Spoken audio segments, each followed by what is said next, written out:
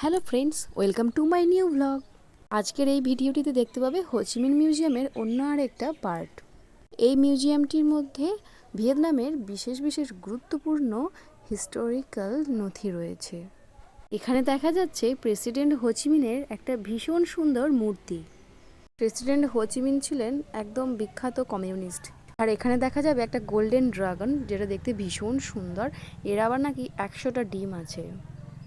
আর এই যে এই জায়গাটার মধ্যে আগেকার দিনের বিশেষ বিশেষ কিছু জিনিস যেগুলো এখন প্রায় অবলুপ্ত, সেগুলো এখানে ছবির মাধ্যমে সংরক্ষণ করে রাখা হয়েছে।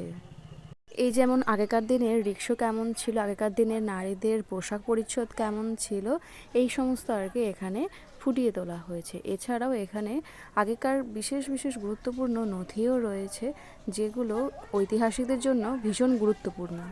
Like, comment, share, subscribe.